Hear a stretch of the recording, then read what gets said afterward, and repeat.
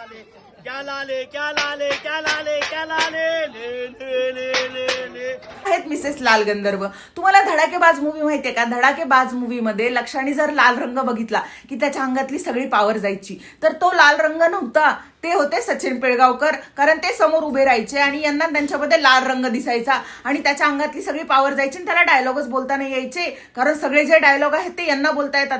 चक्क अमजद खानला, शोले पिक्चर मधल्या अमजद खानला कितने आदमी थे, हा जो डायलॉग आहे तो यांनी बोलायचा शिकवलाय. मी त्याला सांगितलं माईकच्या जवळ उभा राहा आणि वरच्या पट्टीत नको बोलूस, खालच्या पट्टीत बोल.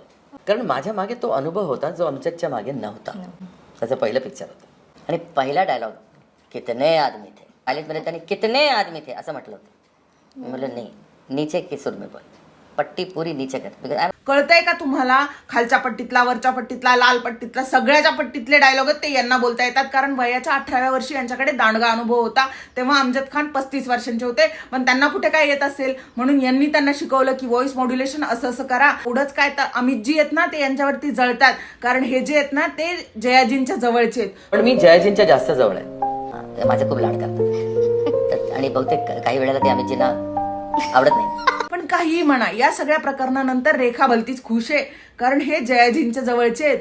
यांच्या देवघरामध्ये देवाचे फोटो नाही आहेत, यांचे स्वतःचे फोटो आहेत. आणि हे रोज सकाळी जेव्हा आरशासमोर उभे राहतात तेव्हा स्वतःला नमस्कार करतात आणि मगच घराच्या बाहेर पडतात.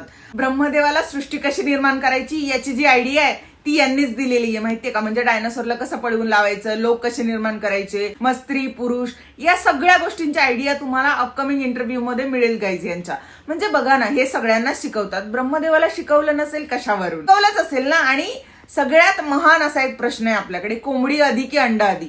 अपकमिंग इंटरव्ह्यू मध्ये एखाद्या इंटरव्ह्युअरनी यांना विचारावा अशी माझी मनापासून इच्छा आहे. कारण त्यांना या गोष्टीचं उत्तर माहितीये.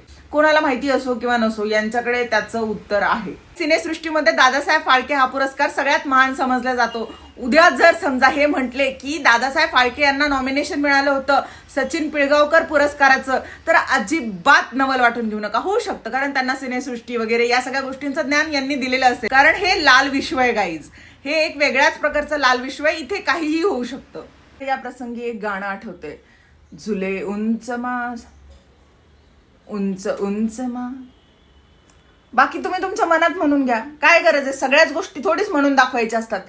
काहीच गरज नाहीये सगळ्या गोष्टी म्हणून दाखवायच्या.